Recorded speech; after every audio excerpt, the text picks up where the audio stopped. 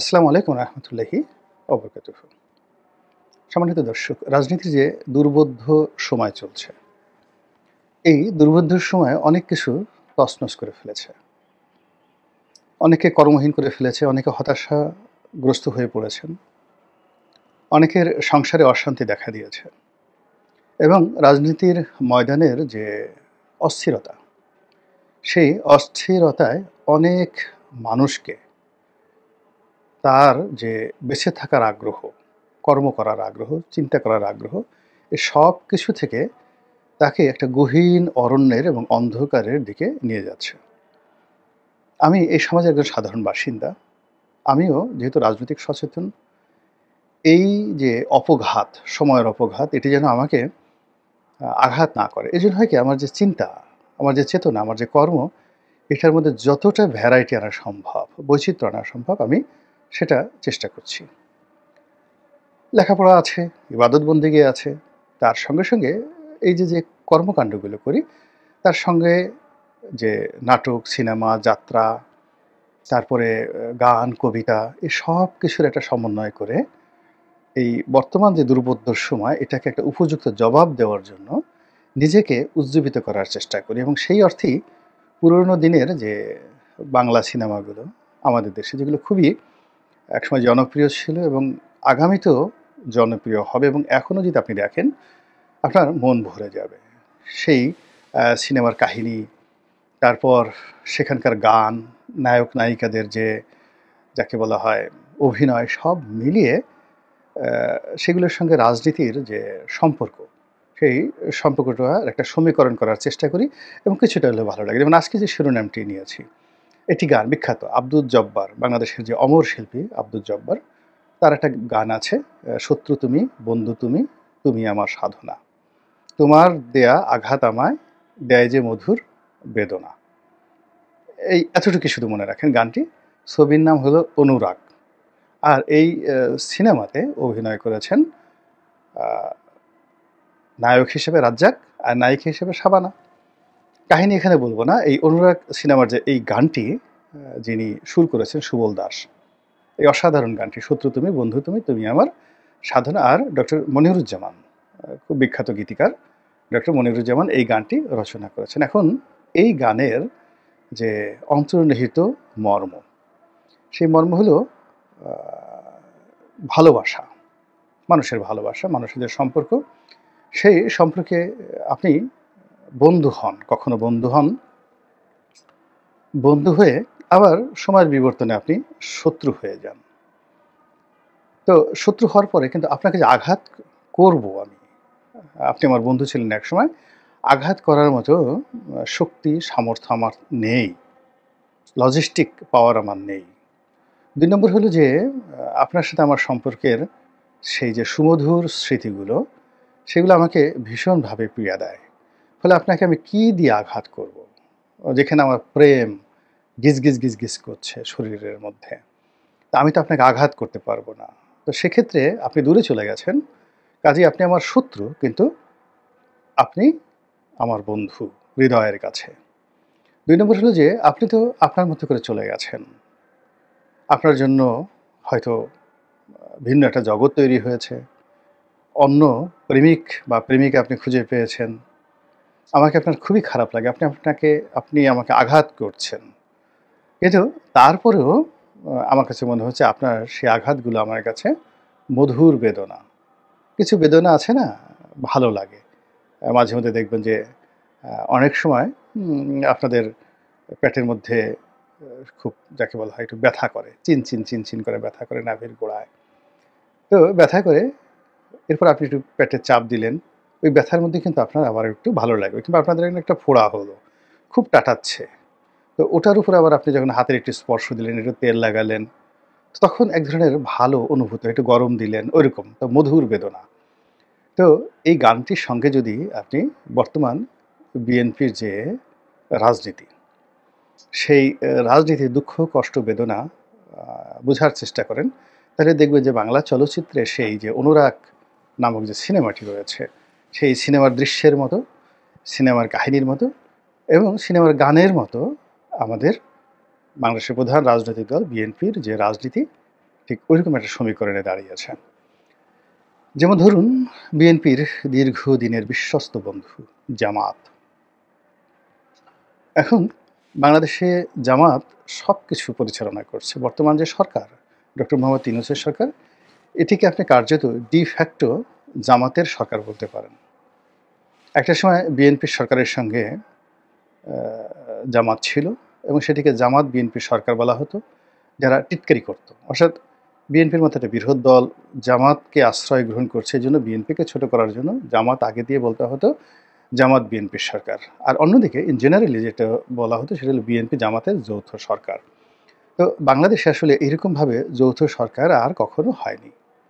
আ সেখানে ধরেন শেখ হাসিনার সরকারে জাতীয় পার্টি ছিল, শেখ হাসিনার সরকারে জাসদ ছিল, আরও অনেকে ছিল। কিন্তু জাসদ আওয়ামী লীগের সরকার বা জাসদ বা জাতীয় পার্টি আওয়ামী লীগের সরকার বলা হয়নি। কিন্তু বিএনপি জামাতের সরকার বা জামাত বিএনপির সরকারের যে আ কার্যক্রম, এটাকে অনেকটা আম দুধের মতো মিশে গিয়েছিল। তাহলে বুঝেন সেখানে মহব্বতটা কোন পর্যায়ে ছিল।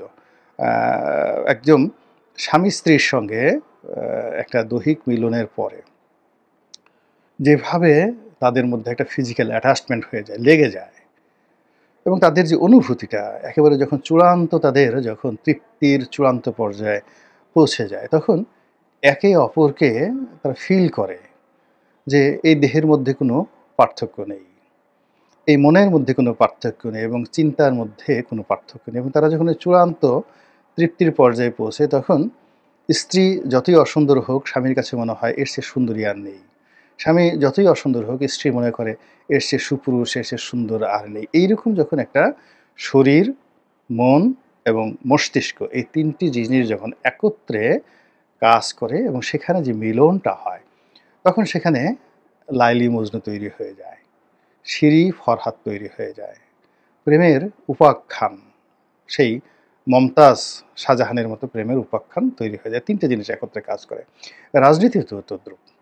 রাজনীতিতেও তদ্রূপ। এরকম যখন অ্যাটাচমেন্ট হয়ে যায়, তখন সেই অ্যাটাচমেন্টের পরে এই দুটো রাজনৈতিক দল, দুটো মতাদর্শ, এদের মধ্যে যখন নামের একটা জুড়ি হয়ে যায়, বন্ধুত্ব হয়ে যায়, এটা ইতিহাসে খুব কম আছে।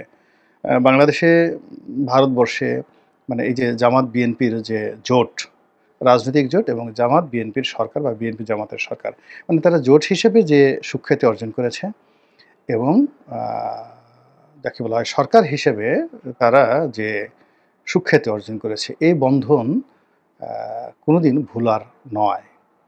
এটা আলাদা করা যায় না। তারা দুটো দেহ একত্র হয়ে গেছে। ফলে কি হলো যে এখন এই যে জামাত এবং বিএনপির মধ্যে যে দূরত্ব, সেই দূরত্বে আ বিএনপি খুব কষ্ট পাচ্ছে এবং কষ্ট না পাওয়ার কোনো কারণ নেই। এর কারণ হলো বিএনপি নিজেদেরকে অভিভাবক মনে করেছে। তারপরে শেষে বিএনপি নিজেদেরকে রক্ষাকর্তা মনে করছে। বিএনপি নিজেদেরকে বটবৃক্ষ মনে করেছে এবং বটবৃক্ষ মনে করে তারা জামাতকে আশ্রয় দিয়েছে, লালন করেছে, পালন করছে, বাড়তে দিয়েছে, বড় হতে দিয়েছে এবং বংশবিস্তার করার সুযোগ দিয়েছে, যেটাকে প্ল্যান্টেশন বলা হয় বা ব্রিডিং বলা হয়। তো সেই কাজ করে, করে জামাত এখন এমন একটা পর্যায়ে চলে এসেছে, তারা সরাসরি বিএনপিকে চ্যালেঞ্জের মধ্যে ফেলে দিয়েছে এবং এখানে অনেকটা সুরাব রুস্তুমের মতো ঘটনা ঘটেছে। অর্থাৎ রুস্তুম পিতা আর সোহরাব সেই যে পুত্র মহাবীর। এখন পুত্র তো জানে না যে রুস্তম তার পিতা। শুধু নাম জানে রুস্তম, কিন্তু তাকে চেনে না। কিন্তু আ সোহরাব না, সোহরাব রুস্তম তারা কেউ কাউকে চিনে না, জানে না। কিন্তু একে অপরের নাম শুনেছে, একে অপরের নাম শুনেছে।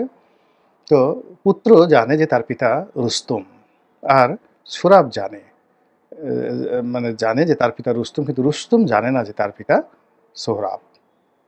তো এইটা খুব একটা বিয়োগাত্মক, মানে পারস্য সাহিত্যের সেই সোহরাব রুস্তম যে গল্পটি খুবই বিয়োগাত্মক ঘটনা। তো তদ্রূপ এই সোহরাব রুস্তমের মধ্যে যে যুদ্ধটি, পিতা পুত্রের মধ্যে সম্পর্কের যে বিয়োগাত্মক এবং নির্মম বাস্তবতা, ঠিক ঐরকম একটা বাস্তবতা এখন তৈরি হয়ে গেছে। বিএনপি খুব মায়াভরা দৃষ্টিতে জামাতের দিকে তাকাচ্ছে যে সেই যে ১৯৭৫ সন থেকে, নভেম্বর মাস থেকে এত মধুর সম্পর্ক, এত সুন্দর সম্পর্ক। সেই সম্পর্ক হঠাৎ এরকম হলো কেন? এই সম্পর্ক নষ্ট হওয়ার কারণ কি? এর মধ্যে ভিলেন কারা? এবং জামাত কেন বিএনপিকে এভাবে ছেড়ে যাচ্ছে? সৈয়দ শামসুল হকের একটা বিখ্যাত কবিতা রয়েছে। স্বামী-স্ত্রীর মধ্যে স্ত্রী অভিমান করে বলছে যে, "তুমি কেন পাশ ফিরে সও? আগে তো এরকম ছিলে না। আমার দিকে তুমি তাকাও না।" অসাধারণ একটা সুন্দর কবিতা। আমি এই মুহূর্তে সেটা আপনাদেরকে বলে বিরক্তি সৃষ্টি করতে চাচ্ছি না। তো যাই হোক anyway, তো এই যে আ বিএনপির যে অনুভব, ফলে কি হলো আপনি দেখুন এখন পর্যন্ত জামাত নিয়ে বিএনপির যারা শীর্ষ নেতা রয়েছে, তারা কিন্তু তেমন কোনো উচ্চবাচ্য করছে না। কিন্তু whereas জামাতের যারা শীর্ষ নেতৃবৃন্দ রয়েছেন, তারা সবাই বিএনপিকে টার্গেট করে যা বলার মোটামুটি বলে দিয়েছেন। অর্থাৎ প্রথমত শীর্ষ নেতৃবৃন্দ এক জালেম গেছে, আরেক জালেম আসবে, চাঁদাবাজ, ঠাদাবাজ এগুলো বলে ঠেলে তারপর একেবারে বিএনপির যে সর্বোচ্চ নেতা, তাকে আবার নিজের দলের একেবারে যারা প্রান্তিক পর্যায়ে কর্মী, তাদের মাধ্যমে যে গালাগালগুলো দেওয়া হয়েছে, এই গালাগাল আসলে মানে অন্য কোনো মানুষকে দিলে সে ইঁদুরের বিষ খেয়ে মারা যেত। বা সে ওয়ালের সাথে সে মাথা ঘষত। এমন কেন হলো? কেন, কেন, কেন? আপনি দেখেন একটা সময় ওই যে ঢাকার মেয়র ছিল সাঈদ খোকন। তো সে তাপসের প্রতি খুব বিরক্ত হয়ে গেল। বিরক্ত হয়ে যখন সে একেবারে কাণ্ডজ্ঞান জ্ঞান হারিয়ে যে ডায়ালগ ছেড়েছিল, শুধু কেন, আমি কেন, কেন, কেন, কেন?